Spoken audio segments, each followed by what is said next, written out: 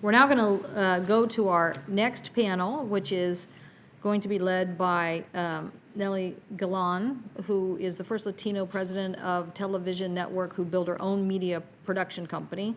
She now invests in the success of young Latinas. She'll be joined by Victoria Werthberg, the Washington Center for Women in Business from Lacey, Washington. We thank her for being here. She's going to talk about the importance of targeted business development services for women to address unique challenges women face in starting businesses.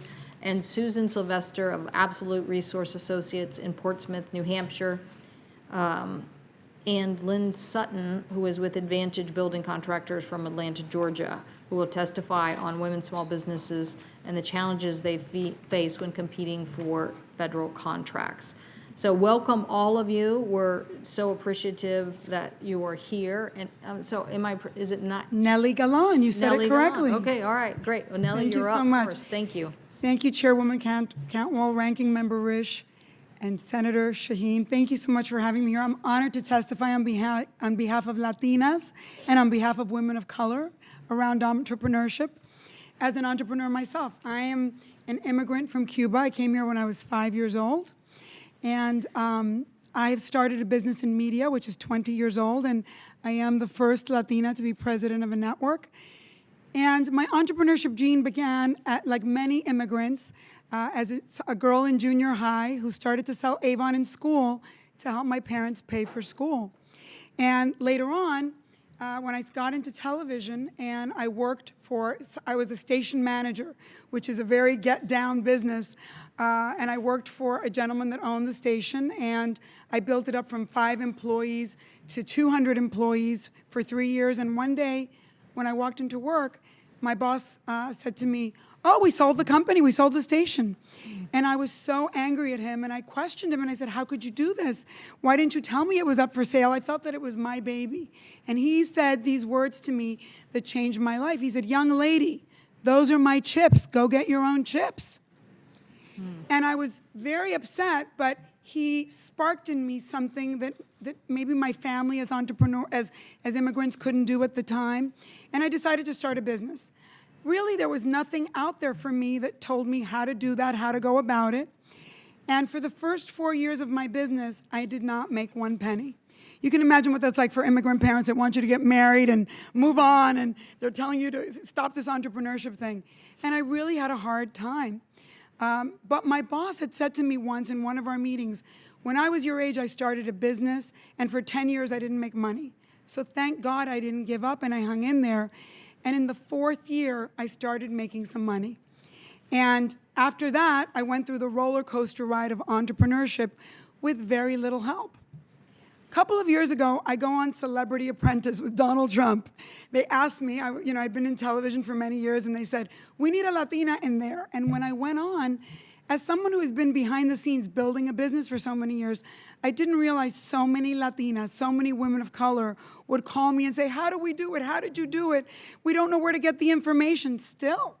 And even though there's so many organizations out there, we still need more information.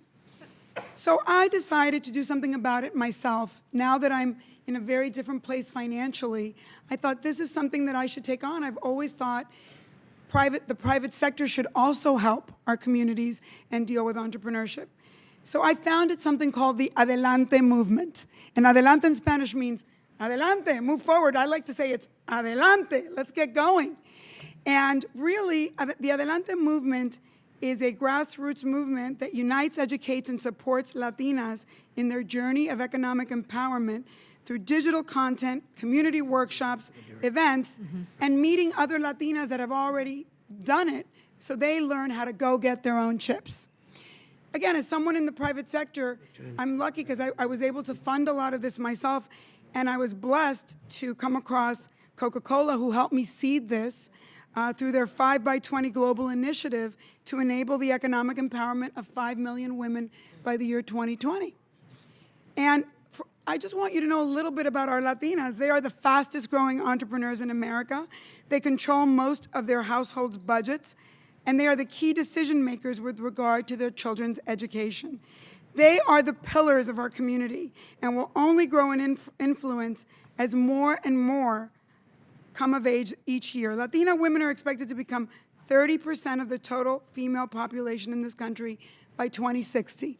I have been on the road meeting all my Latinas, and I can tell you they are all engaged completely in entrepreneurship and really are looking for more help.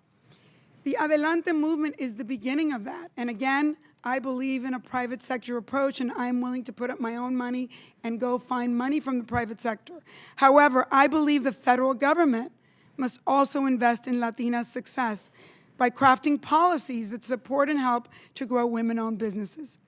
As such, it should reauthorize the Women's Business Center program and authorize sole source awards to women-owned small businesses to increase the number of women as federal contractors.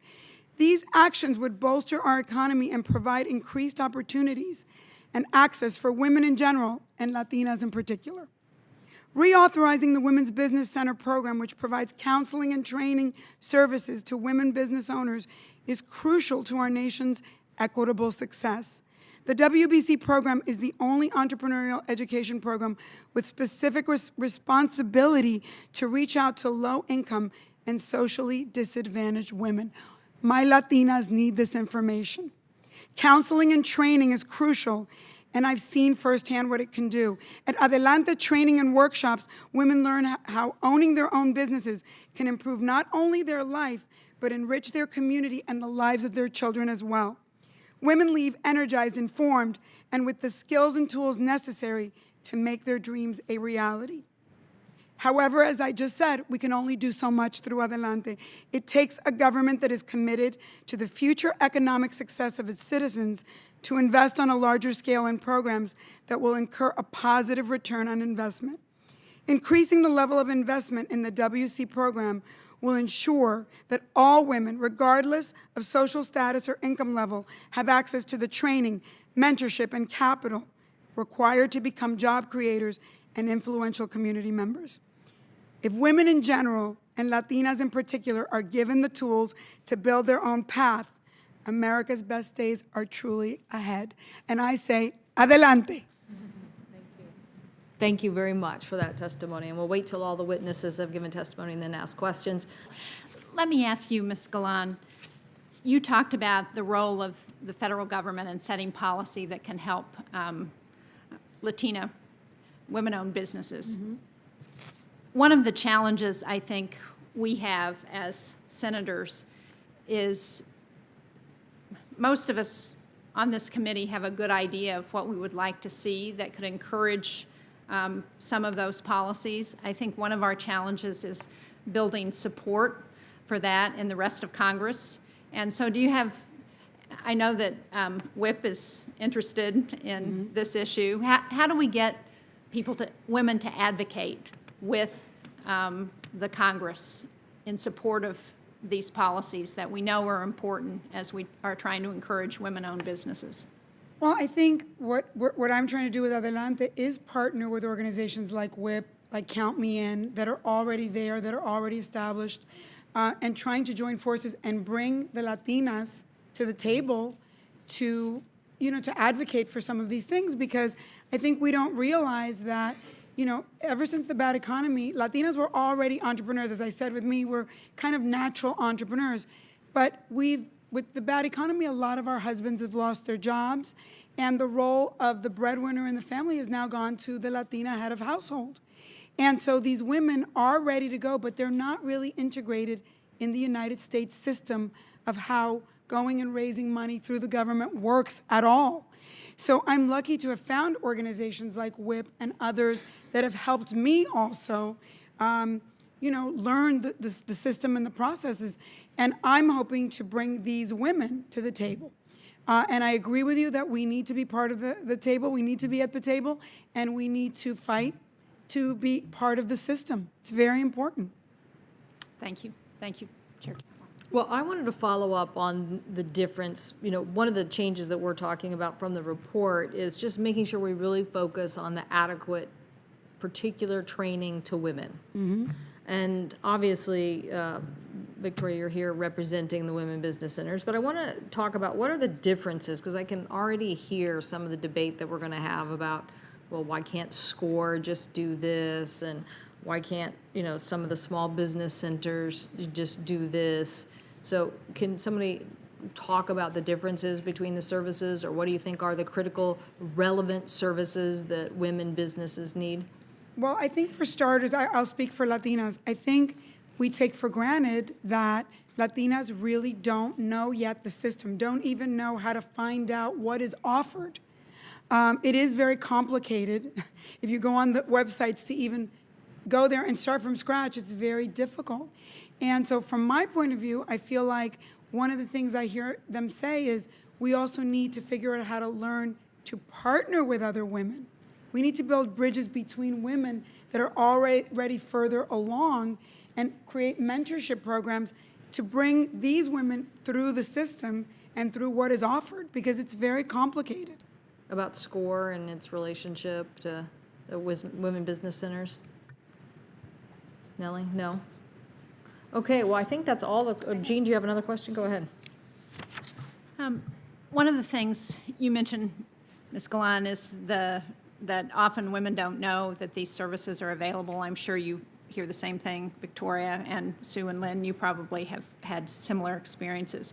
So what more can be done to make sure that women have an understanding of what services are available and how we encourage them to take advantage of women business centers, of hopefully if we can pass this legislation, of the programs that will be more available as the result of that. If I may, to be honest, we need money. Yeah.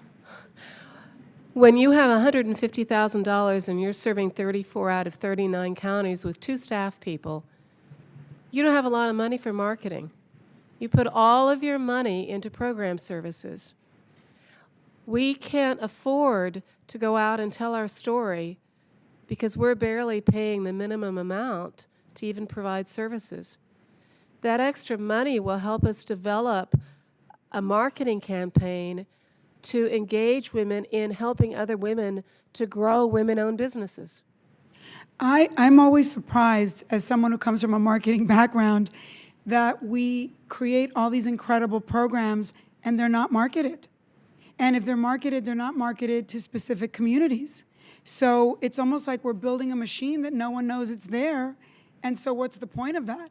We do need to market and market to specific groups in specific ways that they can hear that, and to make them feel like they're part of this country, that this is here for you. And, again, those of us in sort of private sector, it's like we've got to become the marketing arm for these projects. And we really need to do that better, I think. And Thank you. I'd like to add, I have utilized SCORE. My local SBA office in Atlanta, Georgia, they have workshops all of the time. They're PTAC, so I've taken advantage of it, and I actually thought that a lot of people are aware. I have WIP, we have resources, there's online, there's information. Women are empowered, we are at the table, we do know it's there. It's about where do we go from here? Okay, we're aware. What's important is that all of the hard work that you senators are doing needs to be implemented. What you have already have rolling has to be implemented, and it will solve all of our problems. I'm very much aware, everyone here is very much aware. That's why all of these women are here right now. Everyone's aware. What are we going to do with it? This has to be implemented. We talk about, you can not like, whatever it is with the sole source. You use it, don't use it, it doesn't matter. More than half of the people that have sole source authority don't even get a contract in their entire time. What's important here is that the WOSBs and the EDWSBs have the same thing the other small business programs have. We need access just like the 8A, the Veteran, and the Hub Zone. Well so said. all you, I yes, agree with you. absolutely. We agree. So all you WIP members, contact your senators. Well, thank you, and that's a great place to end, and I want to make sure I thank Senator Shaheen, because she's been a real leader on this issue, and her laser focus on small business in general has been so helpful to the committee, but particularly on this sole source issue, so we thank you. We are going to put legislation together, and your testimony has been very helpful on that front. We've heard you loud and clear that you need more access, and that particularly the training, that you could do much more. Now, I am going to ask you to go away with an assignment of helping us. I think, some of the things that people have been talking about, hearing your testimony, we may be, let's just say, under, targeting the amount we need. I'd really like to know from you what amount for the women business centers and for the microloan program, not the package at 50 and 250, but the amount of money that really could go into this program and return benefits to our U.S. economy. I think upgrading it a little bit is interesting, but we're here to ask women all across America to help grow our economy. That's why we're having this hearing. And you're coming to tell us, here are the challenges that we face as we try to grow the economy. So let's put a real number to it based on these experts who are here, who've been working in the field. Give us a number that you think really represents that micro lending that we should be doing. I've said many times as the chair of this committee, I think small is the new big. By that I mean the structure of an information economy is about people who can be very expert at their given field. And the more that we empower that, the more they can innovate. And the more we innovate, the more jobs we grow in our economy. So we want to empower small businesses all across the United States, and certainly we want women to be able to have access to those resources. We want you to be able to design products. And as two female senators, I can tell you this, we definitely want more products designed and delivered for women. And we know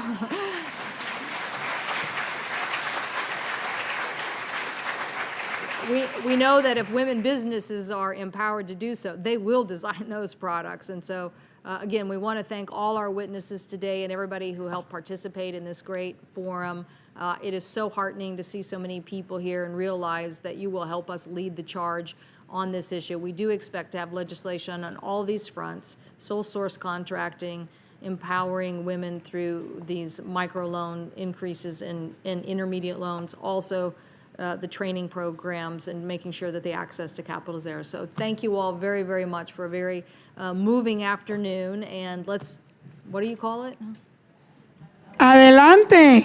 Yeah, we're adjourned. Thank you.